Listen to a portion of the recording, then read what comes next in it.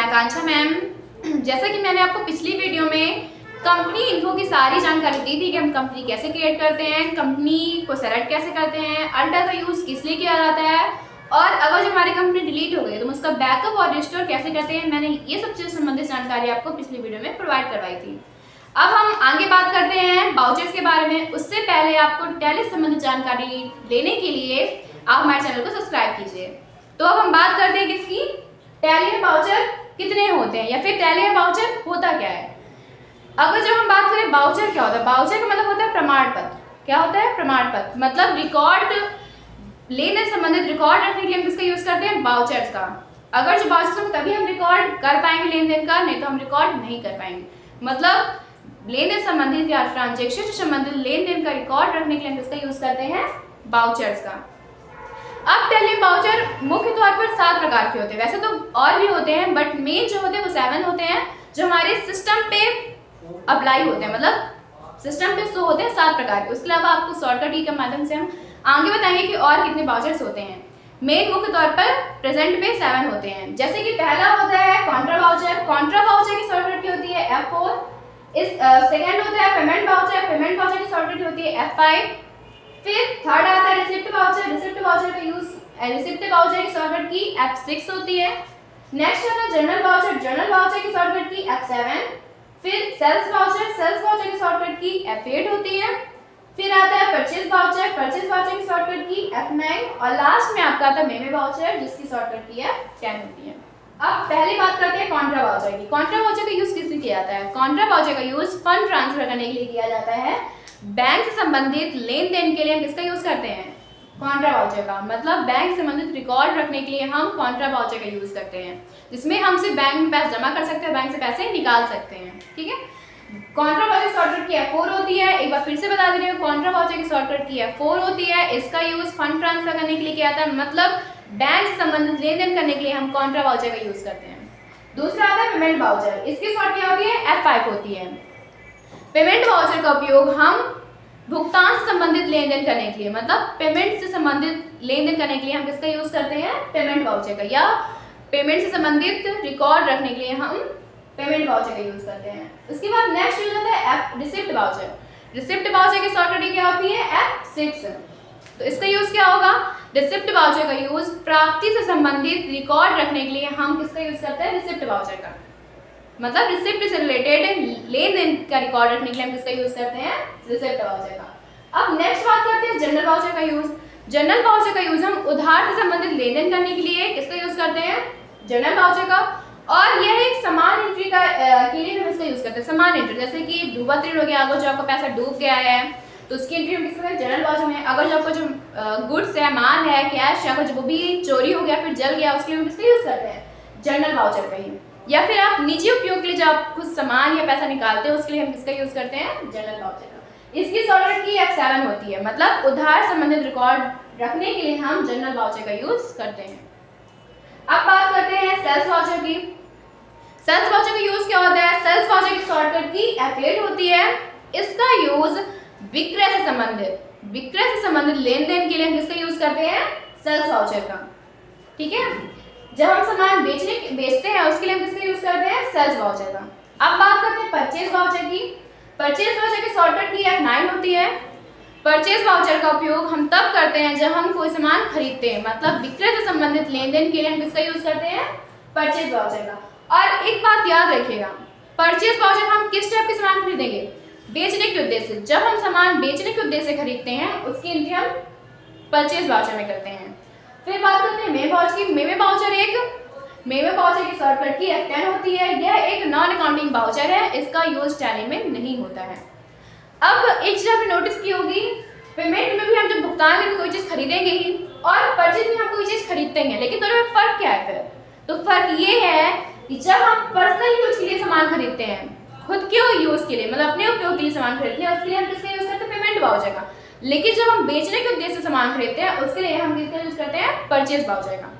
याद रखिएगा, इसका यूज कब करते हैं? हम जब अपने यूज के लिए सामान खरीदते हैं, और जब भुगतान करें उसके लिए हम पेमेंट वाउचर का यूज करते हैं। और इसका यूज है जो विक्रय संबंधित लेन देन करते हैं, बेचने के उद्देश्य से संबंधित खरीदते हैं सामान, उसके लिए हम परचेज वाउचर का यूज करते हैं। मैं आशा करती हूँ कि आपको सारे वाउचर बहुत अच्छी तरीके से समझ में आ गए होंगे। बात करते हैं किसकी, ग्रुप्स की। टैली में ग्रुप्स है क्या और टैली में ग्रुप्स का यूज होता क्या है। उसके पहले ग्रुप्स में जाने से पहले आप हमारे चैनल को सब्सक्राइब कीजिए।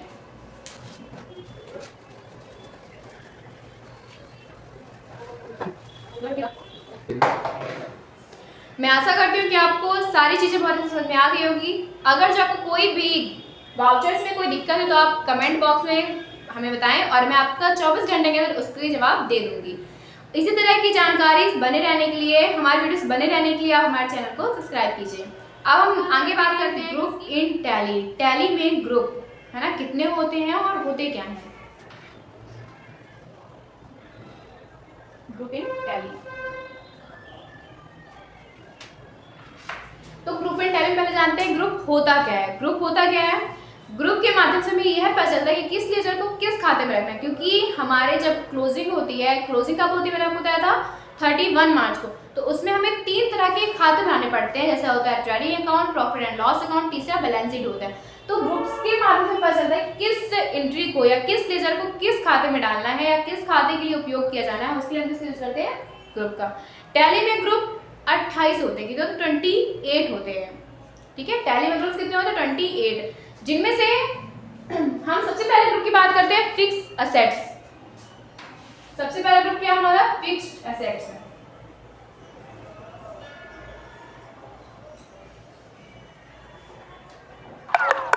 फिक्स्ड असेट्स मतलब क्या होता है, स्थायी संपत्ति।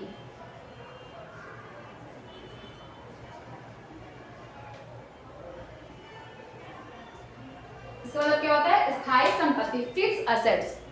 इस ग्रुप का यूज हम तब करते हैं जब हम बिजनेस में, इस ग्रुप को तब करते हैं, इस ग्रुप का यूज हम तब करते हैं जब हम बिजनेस में कोई स्थायी संपत्ति क्रय करते हैं। कौन संपत्ति, स्थायी संपत्ति। अब सबसे पहले स्थायी संपत्ति हम जानते हैं होता क्या है, इसका मतलब क्या होता है। जब कोई भी वस्तु या संपत्ति 1 साल से, कितने से, 1 साल से ज्यादा के लिए उपयोग किया जाता है, वो स्थायी होती है। स्थायी मतलब ये नहीं होता कि कोई कंप्यूटर को स्थायी है, मारकर पिघल नहीं सकता, ये स्थायी नहीं। स्थायी मतलब क्या होता है, जब कोई भी वस्तु, चाहे वो मारकर हो चाहे वो बड़ी से बड़ी चीजें हो, कोई वस्तु को जब 1 साल ज्यादा उपयोग करते हैं वो स्थायी कहलाती है। और स्थायी संपत्ति का हम पर्सनल यूज के लिए करते हैं उपयोग। हम बेचने के लिए स्थायी संपत्ति क्रय नहीं करते, हम अपने पर्सनल यूज के लिए स्थायी संपत्ति क्रय करते हैं। तो इस ग्रुप का यूज हम तब करते हैं जब हम अपने बिजनेस में कोई स्थायी संपत्ति क्रय करते हैं। तो की गई संपत्ति का अंडर ग्रुप, तो क्रय की गई संपत्ति का अंडर ग्रुप फिक्स्ड असेट्स होता है। इस ग्रुप की एंट्री किस वाउचर में होगी, F5 वाउचर, क्योंकि हमने पढ़ा है F5 मतलब पेमेंट वाउचर में, क्योंकि हमने अभी इसके जस्ट पहले पढ़ा है कि पेमेंट वाउचर का यूज भुगतान से संबंधित लेन देन करने के लिए किया जाता है। और इसमें हम भुगतान ही करें ना, हम लेते हैं स्थायी संपत्ति, आप कोई क्रय करोगे तो पैसा जाएगा आपका, तो आप उसका भुगतान पेमेंट कर रहे हो ना। तो जब हम किसी भी वस्तु खरीदते हैं अपने पर्सनल यूज के लिए 1 साल से अधिक उपयोग के लिए, तो हम इसके लिए इसका यूज करते हैं फिक्स्ड असेट्स का। इस ग्रुप की एंट्री F5 पेमेंट वाउचर में होती है। अब हम इसे एग्जाम्पल समझते हैं कैसे। जैसे बात करें हम कंप्यूटर खरीदा,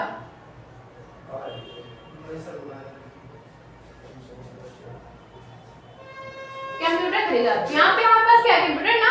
अब आप जब कंप्यूटर 1 साल से अधिक लिए उपयोग करोगे या फिर अपने यूज के लिए, तो वो हमारा क्या हो जाएगा, फिक्स्ड असेट्स। तो इसका अंदर हम क्या डालेंगे, जब लेजर बनाएंगे आरसी करके, तो हम इसका अंदर क्या डालेंगे, फिक्स्ड असेट्स। तो हमें क्या होगा, इसका कंप्यूटर अकाउंट क्या हो जाएगा, DR, और टू कैश शेयर। ठीक है, यहाँ पे टू का मतलब क्या होता है, क्रेडिट। ठीक है, तो यहाँ पर हमने जब लिखा कंप्यूटर खरीदा, तो जब हम कंप्यूटर का लेजर बनाएंगे तो उस पे अंडर को क्या डालेंगे, फिक्स्ड असेट्स। क्यों, क्योंकि हमें पता चल रहा है कि हम ये अपने पर्सनल यूज से खरीद रहे हैं, और जब हम कोई संपत्ति 1 साल से अधिक लिए उपयोग करते हैं वो हमारी स्थायी संपत्ति होती है। अब दूसरे ग्रुप की बात करते हैं, ड्यूटीज एंड टैक्स।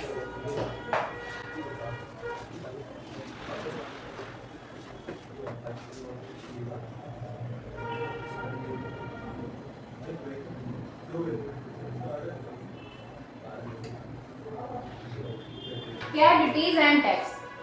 इस ग्रुप का यूज वैसे बोलते हैं, ड्यूटीज एंड टैक्स है क्या, कर से संबंधित, जब हम कोई कर का भुगतान करेंगे, जब उसका लेजर बनाएंगे तो उसके हम किसका यूज करेंगे, ड्यूटी एंड टैक्स का।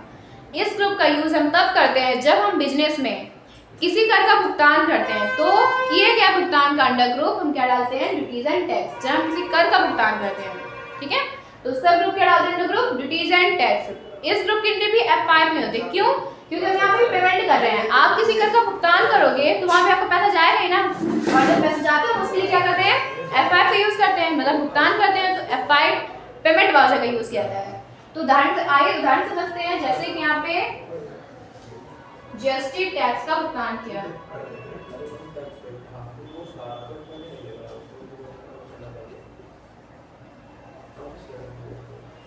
यहाँ पे लिखा जीएसटी टैक्स का भुगतान किया। अब यहाँ पे हमारा पैसा जाएगा ही, तो हम किस में करेंगे एंट्री, F5 में। लेकिन इसकी एंट्री क्या होगी, जीएसटी टैक्स अकाउंट DR, यहाँ पे कैश जाएगा ना, तो यहाँ पे टू कैश अकाउंट। अब जब आप लेजर बनाओगे जीएसटी टैक्स का, तो इसका अंदर क्या डालेंगे हम, ड्यूटीज एंड टैक्स। क्यों? क्योंकि मैंने अभी कुछ देर पहले बताया कि जब किसी कर का भुगतान करते हैं उसका अंदर क्या डालते हैं, ड्यूटीज एंड टैक्स। अब बात करते हैं तीसरे ग्रुप की। पहला दूसरा तो आप क्या, पहला क्या है, फिक्स एसेट्स है। इसका यूज हम, इस ग्रुप का यूज हम तब करते हैं जब हम बिजनेस में स्थायी संपत्ति क्रय करते हैं, तो उसका अंडर ग्रुप फिक्स एसेट्स होता है। दूसरा ग्रुप है ड्यूटीज एंड टैक्स। इस ग्रुप को यूज हम तब करते हैं जब हम अपने व्यापार में क्रय कर से संबंधित भुगतान करते हैं, मतलब टैक्स से संबंधित भुगतान के लिए हम इसका यूज करते हैं, ड्यूटीज एंड टैक्स। अब नेक्स्ट ग्रुप की बात करते हैं हम, डायरेक्ट एक्सपेंस।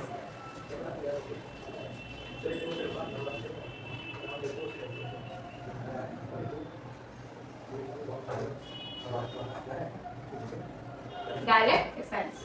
अब बात करते हैं डायरेक्ट एक्सपेंस की। इसका यूज है क्या, डायरेक्ट एक्सपेंस मतलब क्या होता है, प्रत्यक्ष व्यय। यही होता है ना, डायरेक्ट मतलब क्या होता है, प्रत्यक्ष, एक्सपेंस मतलब व्यय। तो इसका मतलब क्या है, प्रत्यक्ष व्यय। मतलब व्यापार में कोई प्रत्यक्ष व्यय करते हैं तो किए गए व्यय का अंडर ग्रुप डायरेक्ट एक्सपेंस होता है। इस ग्रुप की एंट्री किसमें करेंगे, F5 में, क्योंकि ये भी क्या है, व्यय हमारा। और जब हम व्यय करते हैं, खर्चे संबंधित लेन देन करने के लिए किस वाउचर का यूज करते हैं, पेमेंट वाउचर। तो डायरेक्ट एक्सपेंस की एंट्री किसमें होगी, पेमेंट वाउचर में। तो प्रत्यक्ष व्यय कैसे, पहले जानते हैं प्रत्यक्ष व्यय होता क्या है। प्रत्यक्ष व्यय होता है जब हम किसी प्रोडक्ट को बनाते हैं, जब हम कोई प्रोडक्ट बनाते हैं उस समय जो खर्चे होते हैं वो हमारे क्या होते हैं, डायरेक्ट होते हैं। जब हम कोई प्रोडक्ट का निर्माण करते हैं और उस टाइम पे जो व्यय किए जाते हैं वो हमारे डायरेक्ट होते हैं, इसलिए जहाँ उसे हम डायरेक्ट एक्सपेंस बोलते हैं। ठीक है, तो इस ग्रुप को हम तब करते हैं जब हम व्यापार में कोई प्रत्यक्ष व्यय करते हैं, तो किए गए व्यय का अंडर ग्रुप डायरेक्ट एक्सपेंस होता है। इस ग्रुप की एंट्री है 5 पेमेंट वाउचर में होती है। जैसे कि मान लीजिए आप मार्कर का निर्माण कर रहे हैं हम लोग, तो इस पर मजदूरी भी लगेगी, इलेक्ट्रिसिटी बिल भी लगेगा, तो हम लिखते हैं कि मजदूरी मिली। एग्जाम्पल के लिए मजदूरी दिया, यहाँ पे मजदूरी आप दे रहे हो ना, तो इसलिए क्या हो जाएगा, wages account DR to cash. तो जब आप यहाँ पे इसका लेजर बनाएंगे वेगस का, तो इसका अंदर क्या डालेंगे, डायरेक्ट एक्सपेंस। क्यों है डायरेक्ट एक्सपेंस, क्योंकि ये हम प्रोडक्ट बनाने टाइम जो खर्चा हो रहा है उसका व्यय कर रहे हैं, इसलिए क्या हो जाएगा, ये हमारा डायरेक्ट एक्सपेंस हो जाएगा। दूसरी बात करें इलेक्ट्रिसिटी बिल,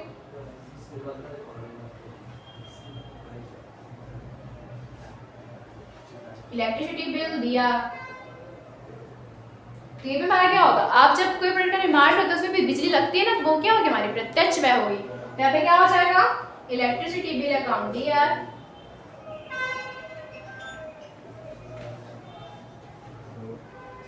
टू कैश। और ये दोनों एंट्री किसमें होंगी, किस वाउचर में, पेमेंट वाउचर में। ठीक है, अब बात करते हैं नेक्स्ट ग्रुप की, इनडायरेक्ट एक्सपेंस होता क्या है।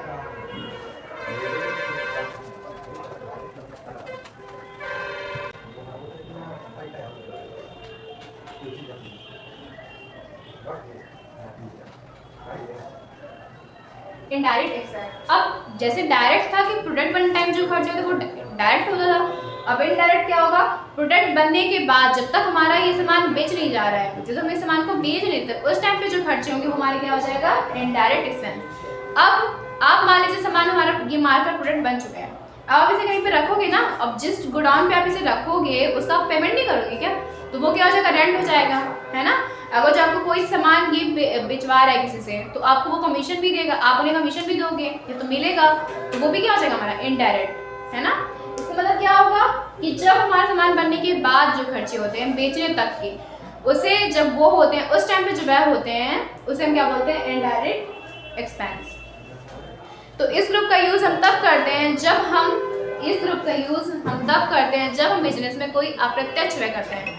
तो किए गए व्यय का अंडर ग्रुप क्या होता है, इनडायरेक्ट एक्सपेंस होता है।